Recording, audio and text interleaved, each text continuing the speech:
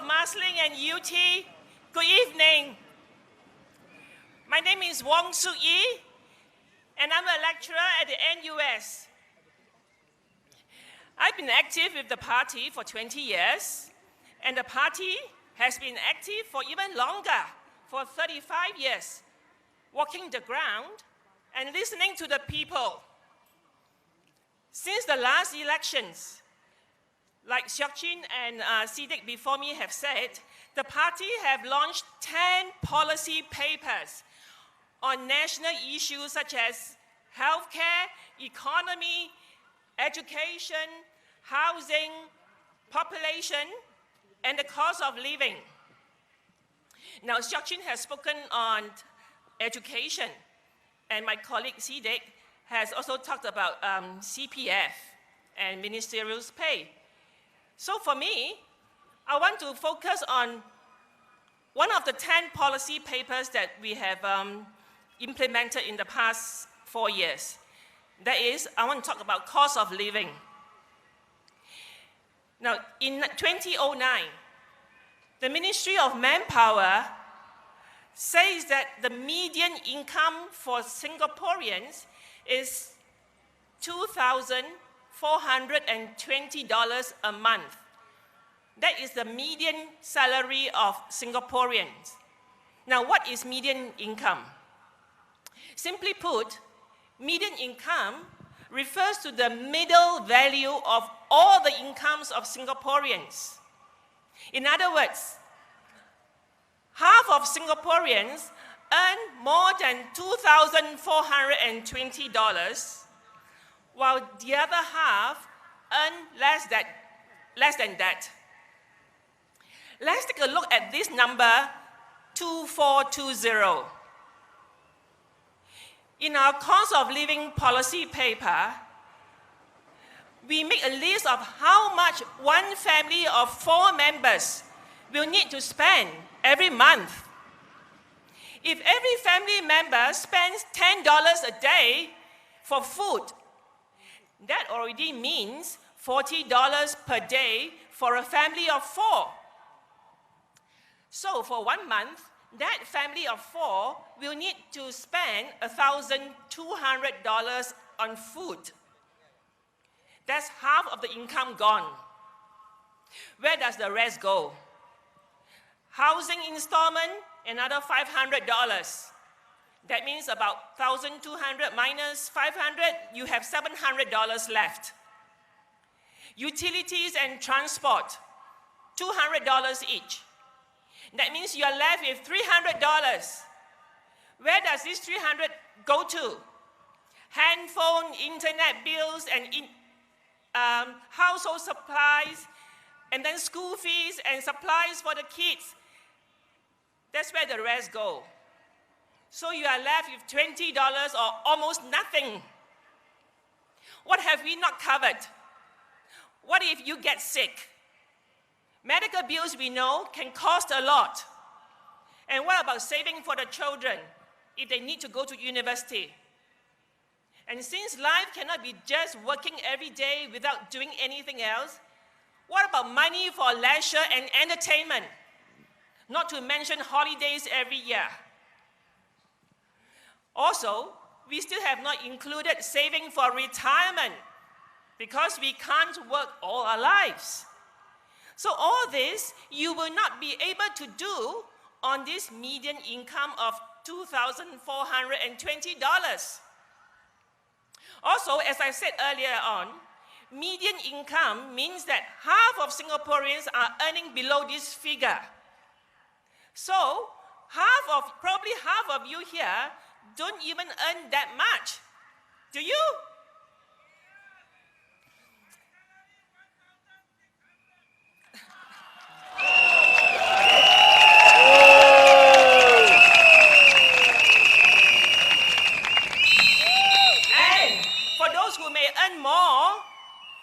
Life still remains a struggle because 2,420 does not cover things that are necessary for us to have a healthy work-life balance. Now, in our cost of living policy paper, we propose 3 solutions that can reduce cost of living and make life sustainable not just for low-wage workers, but for the economy as a whole. Our first solution is lower prices. Prices of basic items and services must be lowered.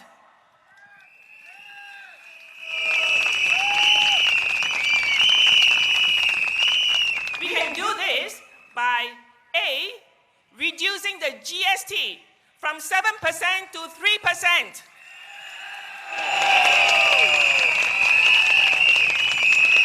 And abolishing the GST for all essential items such as rice, oil, and medicine.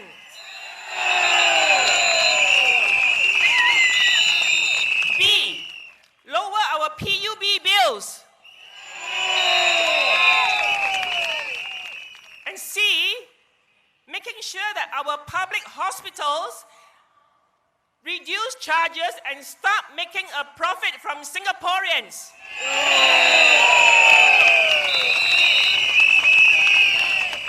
D, bring down bus and MRT fares by at least 20%. And E, ensuring that the government increases public expenditure for the poor. SDP! SDP! SDP! SDP! SDP! SDP! Our second solution of tackling high cost of living is to increase the wages of workers. Wages of workers must be increased through schemes like minimum wage. Why do we not have minimum wage? The PAP tries to scare us and say that if we have minimum wage, then everything will become more expensive. Nonsense! Now, this argument is flawed. Minimum wage protects low-income workers. What makes cost of living high is not minimum wage, but the rising cost of things like HDB flats and medical care. And the cost of HDB flats and medical care are not determined by minimum wage, but decided and set by the government. In fact, economists who have studied the effects of minimum wage say that minimum wage will help grow the economy. This is because when low-wage workers have higher purchasing power, they will spend more, and this increased spending will act like an economic stimulus that results in more profits for companies.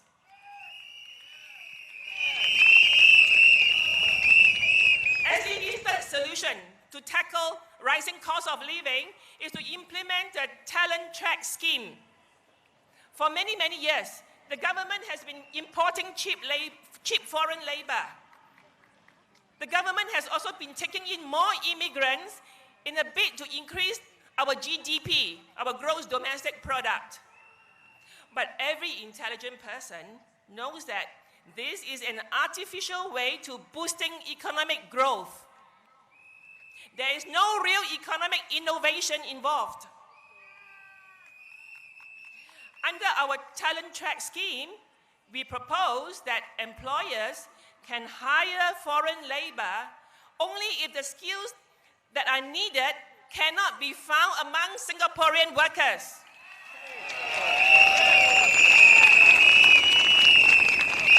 This means that companies cannot hire foreign workers simply because they are cheaper.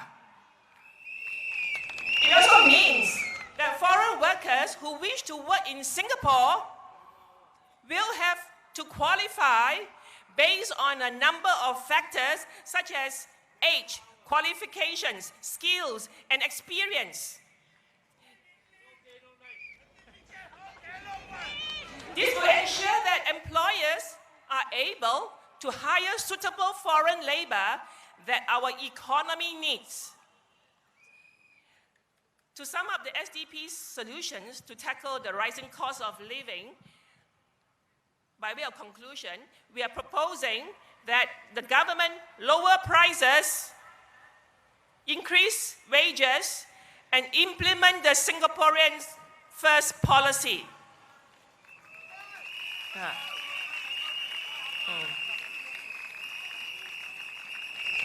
Now, there are two other things that I want to talk to you about.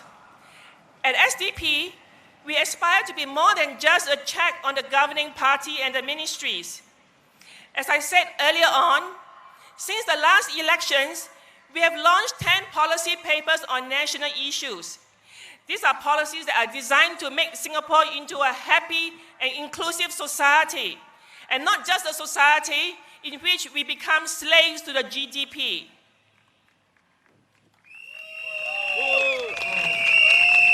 Now, in all these policies, there are two principles that I like to emphasize. Two principles which I think are sorely lacking in the present government.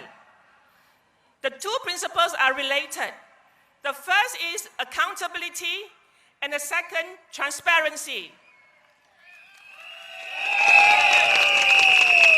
You know, when Ong Teng Cheong became the Singapore president, one of the first things he did was to ask how much there was in the Singapore reserves. And you know the famous reply he received? That is, yeah, it would take 56 man-years to produce a dollar and cent value of the immovable assets, our money. Now, is that proper accounting of Singaporeans' hard-earned money? Accountability means taking responsibility. It means that when rules and procedures are not being followed, we must have an independent inquiry to find out what went wrong. And I stress the word independent inquiry, not just people appointed by themselves to check on themselves.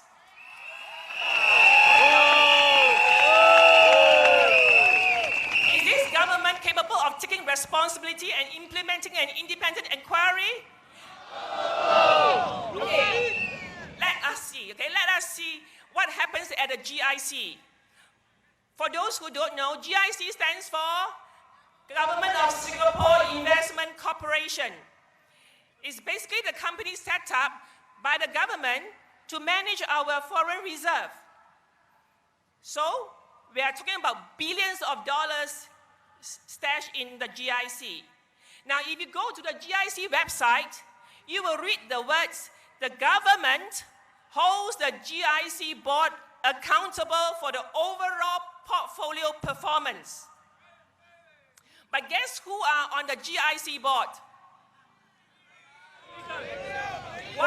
Lee Hsien Loong. 2. Tharman Shanmugaratnam. 3. Teo Chee Hean. 4. Lim Hng Kiang. And 5. Heng Swee Keat. These are the same 5 persons who are the Prime Minister, the Deputy Prime Minister, and the Minister in the government. So where is the accountability when there are no independent checks? So ladies and gentlemen, vote the SDP. When we are in the parliament, we will push for accountability and transparency.